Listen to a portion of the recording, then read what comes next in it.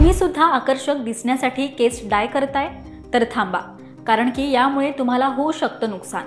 तर काहींना स्टाइलिश दिसायचं असतं तर काहींना आपले पांढरे केस लपवायचे असतात, म्हणून ते डाय लावतात। अकाली पांढरे केस दिसू लागल्यानं अनेकांना आपण म्हातारे असल्यासारखं वाटतं। त्यावर उपाय म्हणून केसांना रंग लावणं हा उपाय असतो, मात्र सतत डाय करणं हे केसांच्या आरोग्यासाठी हानिकारक ठरू शकतं। त्यामुळे आजच्या व्हिडिओत आपण वारंवार हेअर डाय केल्यानं काय तोटे होतात हे जाणून घेऊया। नंबर 1, हेअर डाय हा विविध रसायने वापरून बनवलेला असतो। या रसायनांमुळे केसांमधील नैसर्गिक ओलावा नष्ट होतो, ज्यामुळे केस कोरडे आणि निर्जीव होतात। हेअर डाय वारंवार लावल्यानं केसांची मुळे कमकुवत होतात, त्यामुळे केस लवकर तुटू लागतात। नंबर 2, हेअर डाय मधील रसायने टाळूचं नुकसान करू शकतात। यामुळे खाज, जळजळ आणि लालसरपणा यांसारख्या समस्या उद्भवू शकतात। काही लोकांना स्कॅल्प ॲलर्जी देखील असू शकते, ज्यामुळे एक्झिमा सारख्या गंभीर समस्या होऊ शकतात। नंबर 3, वारंवार हेअर डाय लावल्यानं केसांच्या मुळांवर विपरीत परिणाम होतो, ज्यामुळे केस गळती वाढते, त्याचबरोबर केसांची वाढ थांबते।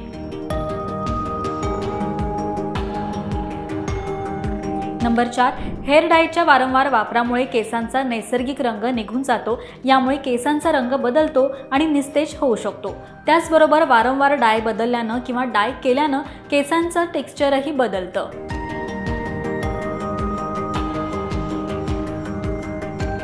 नंबर 5, काही रिसर्चमध्ये असं दिसून आलंय की केसांसाठीच्या डायमध्ये असणाऱ्या रसायनांमुळे कर्करोगाचा धोका वाढू शकतो। या संदर्भात अधिक संशोधन सुरू असून याबाबत वापरकर्त्यांनी थोडं जागरूक राहणं गरजेचं आहे।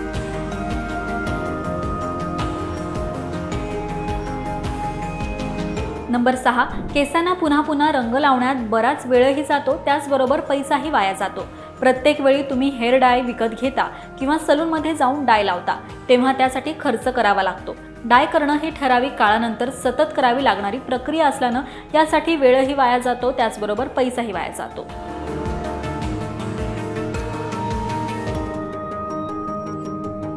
तर आपण पाहिलं, हेअर डायमुळे केसांचं नुकसान होतं आणि टाळूच्या त्वचेलाही संसर्ग होण्याची शक्यता असते।